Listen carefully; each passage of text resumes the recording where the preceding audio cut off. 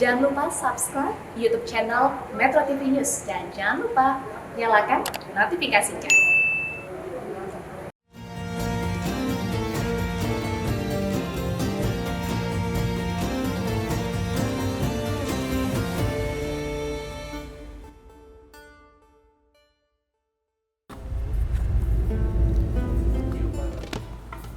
Assalamualaikum warahmatullahi wabarakatuh.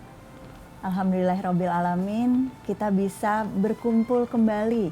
Kami di studio, pemirsa di rumah atau dimanapun Anda berada, untuk belajar bersama-sama di acara Memahami Islam bersama M. Quraish Shihab. Seperti biasa, saya Najla Shihab ditemani oleh Abi. Apa kabar Abi? Alhamdulillah. Alhamdulillah. Semoga semua yang sedang menyaksikan juga selalu dalam keadaan sehat, dalam keadaan bahagia, dan berada dalam lindungan Allah Subhanahu wa Ta'ala. Hari ini kita akan belajar bersama dengan topik Islam dan budaya. Bagaimana Islam memandang adat kebiasaan ini, Bi? Bagaimana sebetulnya budaya yang positif itu justru dikuatkan oleh Islam? Dan apakah ada pelajaran-pelajaran tentang budaya negatif yang justru kemudian dihilangkan oleh Islam?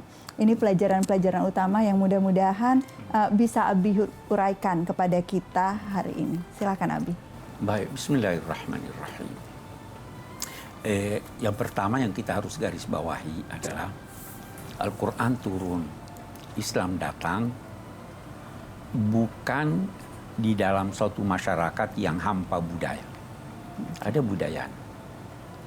Nah, di sini kita menemukan Islam menghadapi budaya masyarakat itu dengan 3 sikap sesuai dengan substansi budaya yang dihadapinya. Ada budaya masyarakat jahiliyah dulu yang ditolak oleh Islam. Ini tidak benar. Ada lagi yang sebenarnya bisa ditoleransi tapi perlu ada perbaikan. Ada lagi budaya yang direstuinya, yang didukungnya, kedermawanan, pembelaan terhadap yang dizalimi, hormat pada orang tua, itu adalah budaya yang jadi Islam datang mengubah atau membatalkan atau mendukung. Nah, ini dinamai oleh Islam ma'ruf. Ma'ruf itu adalah apa yang dianggap baik oleh masyarakat, tetapi yang tidak bertentangan dengan nilai-nilai agama. Apa yang dianggap baik oleh masyarakat itu bisa berubah, bisa berbeda. Budaya kita di Indonesia ada bedanya dengan budaya masyarakat di Eropa. Ada bedanya dengan budaya masyarakat di Mesir. Ada bedanya dengan masyarakat di Arab Saudi. Jelas ada bedanya. Bahkan bisa jadi budaya itu berbeda karena perkembangannya, sehingga kalau dulu pada satu waktu itu dianggap baik, bisa jadi sekarang sudah dianggap tidak baik. Nah, di sini kita menemukan bahwa ada nilai-nilai dasar yang tidak boleh berubah, sehingga setiap yang budaya ini harus dilihat tidak bertentangan atau tidak. Kalau bertentangan ditolak. Kalau sejalan kita terima. Kalau tidak bertentangan bisa ditoleransi, kita terima. Nah, demikian juga dengan budaya asing. Bisa jadi kita menerima budaya asing karena tidak bertentangan dengan nilai-nilai kita. Tetapi kalau bertentangan kita tolak. Ada budaya kita yang justru lebih baik daripada budaya asing buat kita, buat mereka tidak. Anggaplah sebagai contoh, bertemu dengan orang lawan jenis, cipika-cipiki. Itu bukan budaya kita. Itu bertentangan dengan nilai-nilai agama kita. kita punya budaya lebih bagus. Kalau lelaki dengan perempuan, angkat tangan begini. Itu budaya. Dan karena itu Al-Quran menarik sekali. Dia katakan begini, wal takum minkum ummatun yad'una ilal khair wa ya'muruna bil ma'ruf wa yanhauna 'anil munkar.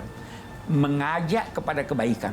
Tuntunan Islam yang belum kamu ketahui, yang belum kamu fahami, yang belum kamu amalkan, ajak orang ke sana. Tetapi kalau budaya, dia katakan perintahkan budaya itu.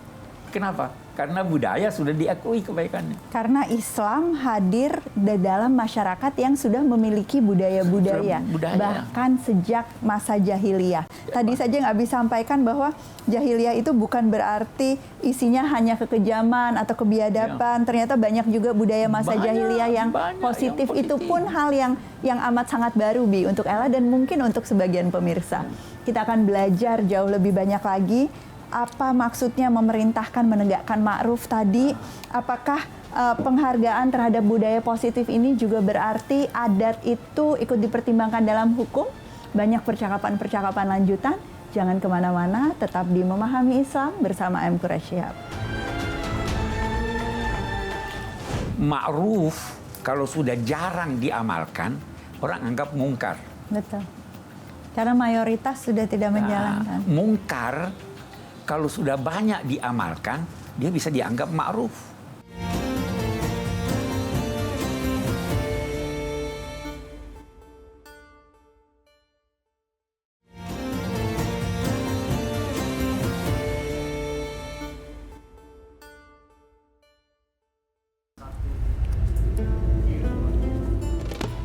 Terima kasih masih setia bersama kami di Memahami Islam bersama M. Quraish Shihab.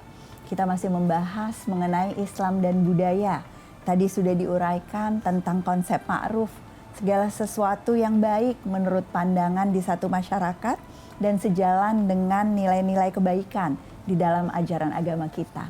Tadi juga Abi sudah sampaikan bukan saja diminta mengikuti, tetapi diperintahkan untuk menegakkan ma'ruf.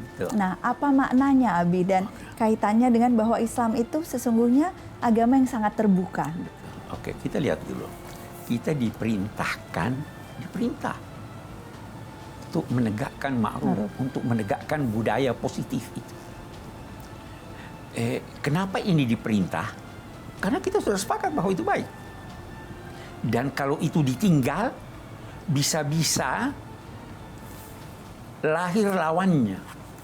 Ada ungkapan dari sosiolog Islam masa lampau Ibnul Muqaffa. Ma'ruf kalau sudah jarang diamalkan, orang anggap mungkar. Betul. Karena mayoritas sudah tidak menjalankan. Mungkar kalau sudah banyak diamalkan, dia bisa dianggap ma'ruf. Dianggap normal gitu ya, dianggap normal. Biasa. Jadi perlu terus mengingatkan, laksanakan ma'ruf. Tetapi karena Islam agama terbuka, maka ma'ruf maka budaya orang lain, budaya barat sekalipun, kalau tidak bertentangan dengan ajaran Islam dan itu lebih baik untuk diterapkan, kita dapat terima. Karena itu Nabi bersabda, hikmah itu artinya amal ilmiah dan ilmu amaliyah. Hikmah itu miliknya orang beriman. Dimanapun dia dapatkan, ambil. Dia lebih berhak untuk mengambil. Jadi kalau ada budaya dari luar yang lebih baik daripada budaya kita ambil. Boleh jadi kita ambil satu contoh. Dulu itu santri tidak boleh bantah kiainya. Kita belajar bahwa kita boleh berbeda pendapat, tetapi mengajukannya secara terhormat. Sudah beda ini budaya kita. Ya toh? Jadi ada perkembangan. Bahkan saya ingin lebih banyak lagi menekankan di sini. Ada ungkapan dalam bahasa Indonesia. Kalau berada di kandang kambing, mengembiklah. Kalau berada di kandang kerbau, menguaklah. Jangan mengaum di kandang kambing. Apa maknanya itu? Yang pertama, hormati budaya orang lain. Walaupun tidak sesuai dengan budaya Anda. Bahkan Kalau Anda berada di suatu tempat, katakanlah di luar negeri, yang punya budaya dan budaya itu tidak bertentangan dengan ajaran Islam, maka Anda boleh silahkan mengungkapkan budaya itu. Saya akan beri contoh dari apa yang dipraktekkan, yang ditulis, yang diajarkan oleh guru-guru saya di Al-Azhar. Pernah Grand Sheikh Al-Azhar ke Amerika. Di sana ada orang menyodorkan tangannya untuk jabat tangan. Dia terima tangannya, dia jabat tangan. Pernah sekali lagi Grand Sheikh Al-Azhar yang sekarang ini, kami ke Italia. Dia bertemu dengan perempuan pakai kerudung, muslimah. Dia lantas bertanya, Anda bersedia berjabatan tangan atau tidak? Oh, dia bilang, maaf, saya tidak bersedia. Dia hormati. Nah, kalau Anda berada dalam suatu budaya di mana cara penghormatan itu adalah dengan berjabatan tangan, maka silahkan jabat tangan, karena itu budayanya. Karena berjabatan tangan dengan perempuan yang bukan mahrim itu diperselisihkan oleh ulama. Ada yang berkata boleh, ada yang berkata tidak boleh. Daripada Anda dinilai angkuh, daripada Anda dinilai ini, ngembeklah di kandang kambing. Okay. Itu kita menghormati budaya orang selama tidak bertentangan dengan budaya kita. Jadi begitu budaya Islam ini terbuka.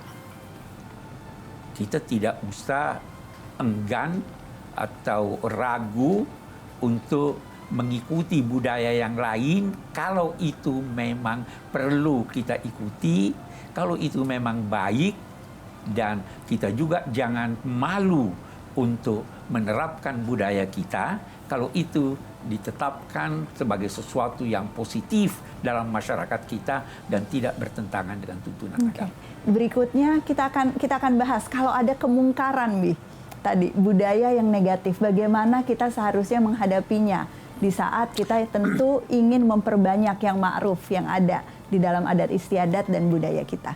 Jangan kemana-mana, saksikan jeda sejenak ini, tetapi tetap bersama kami di Memahami Islam bersama M. Quraisyihab.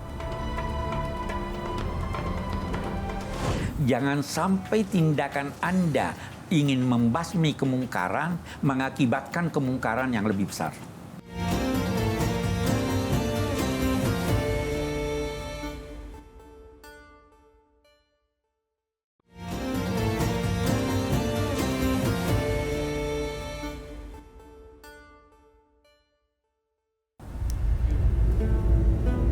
Terima kasih masih bersama kami. Alhamdulillah kalau masih bersemangat, masih punya banyak pertanyaan dan ingin terus mendiskusikan mengenai Islam dan budaya. Mudah-mudahan kita juga bisa terus merefleksikan apakah kita sudah ikut menegakkan ma'ruf tadi, apakah kita sudah mendukung budaya-budaya yang positif dan di sisi lain juga terbuka terhadap pengaruh-pengaruh positif yang akan menguatkan kita. Nah, tadi kita bicara soal ma'ruf, Bi, tetapi sesungguhnya ada juga panduan-panduan mengenai kemungkaran, hal-hal yang mungkin dinilai buruk gitu ya. Nah, itu apa yang harus kita lakukan, Bi, pada saat menghadapi situasi di mana ada hal yang mungkin tidak sesuai dengan prinsip-prinsip nilai yang menjadi bagian dari adat. Bagus. Ada kesalahpahaman menyangkut hadis Nabi. Nabi itu bersabda, siapa yang di antara kamu melihat kemungkaran, maka ubahlah dia dengan tangannya, dengan kekuatannya. Kalau tidak bisa, maka dengan ucapannya. Kalau tidak bisa, dengan hatinya. Hadis ini seakan-akan memerintahkan pertama kali dengan kekuatan. Malah kalau perlu dengan senjata, Bi, katanya. Nah, itu dia ya, kekuatan dalam itu bukan begitu maksud Nabi. Dari hadis-hadis yang lain kita temukan, dan dari ayat-ayat Al-Quran kita temukan bahwa cara yang terbaik untuk menghindari kemungkaran itu adalah melakukanlah dulu yang termudah. Bisa jadi yang termudah itu ada kemungkaran di hadapan Anda tinggalkan tempat. Itu sudah menunjukkan bahwa Anda tidak restui dia. Kalau belum mempan itu, larang dengan. Tetapi ada syarat. Jangan sampai tindakan Anda ingin membasmi kemungkaran mengakibatkan kemungkaran yang lebih besar. Yang kedua syaratnya, jangan sampai tindakan Anda itu Anda lakukan padahal itu tidak termasuk dalam wewenang Anda. Ada kemungkaran di dalam masyarakat. Bukan Anda yang bertugas untuk membasminya, beritahu keamanan. Penegak hukum. Jadi meninggalkan atau berdakwah atau berusaha untuk meninggalkan kemungkaran itu ada syarat-syaratnya.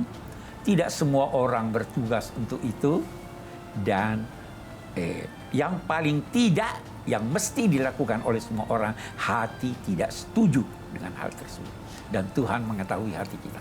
Jadi kalau dari sudut prioritas, amar ma'rufnya dulu ya Bi, itu yang jadi kewajiban untuk semua orang gitu ya. Kemudian untuk melawan kemungkaran itu kita ada wewenang masing-masing, dan jangan sampai upaya kita itu kemudian ya menghasilkan kemungkaran yang lain, atau justru ya mengurangi ma'ruf yang sesungguhnya ingin kita lestarikan. Karena itu dikatakan mencegah mungkar itu harus dengan ma'ruf. Harus dengan ma'ruf. Harus dengan cara yang baik. Kalau tidak demikian. Nah, ada pertanyaan Bi dari sosial media mengenai musik.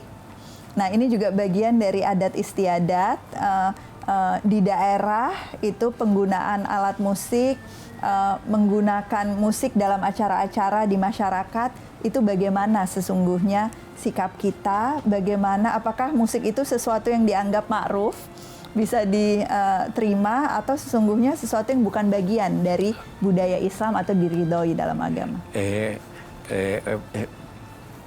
Musik itu menyenangkan enggak? Pasti senang. Secara manusiawi, fitrah manusia itu senang mendengar suara yang indah, pemandangan yang indah. Itu fitrah. Tidak mungkin agama ini bertentangan dengan fitrah. Tetapi dia bisa mendukungnya kalau itu mengantar kepada sesuatu yang direstui agama. Musik membangkitkan semangat melawan penjajah, didukung. Musik membangkitkan semangat untuk dekat kepada Allah, didukung. Lagu-lagu, kasidah dan sebagainya dalam bahasa apapun didukung olehnya. Tetapi kalau itu mengakibatkan sesuatu yang bertentangan dengan agama, itu dilarangnya. Jadi faktornya bukan faktor musiknya. Faktornya adalah apa yang diakibatkan oleh musik itu. Jadi marilah menikmati, mengapresiasi gitu ya, bermain musik, tetapi tentu dengan tujuan-tujuan yang baik, dan jangan diiringi dengan kegiatan-kegiatan yang justru jadi kemungkaran gitu ya, Bi ya. Betul. Mudah-mudahan bisa jadi pedoman untuk kita semua teman-teman. Kita hidup di dalam keberagaman, bukan dalam keseragaman. Kita hidup dalam budaya yang sangat kompleks, bukan hanya budaya di lingkungan terkecil kita, tetapi bahkan dengan globalisasi berbagai budaya yang datang, dan mudah-mudahan kita semua bisa terus menerima dengan terbuka yang nilai-nilainya positif sesuai dengan prinsip-prinsip dasar ajaran Islam. Mudah-mudahan kita bisa mengikuti tadi perintah untuk menegakkan ma'ruf yang jadi panduan dari Al-Quran. Terima kasih Abi, terima kasih semua yang sudah menyaksikan. Sampai jumpa lagi segera teman-teman. Jangan lupa kalau ada tanggapan, ada pertanyaan, bisa colek kami di media sosial, dan insya Allah percakapan kita akan terus jadi percakapan dan pembelajaran yang bermakna. Wabillahi taufiq wal hidayah. Wassalamualaikum warahmatullahi wabarakatuh.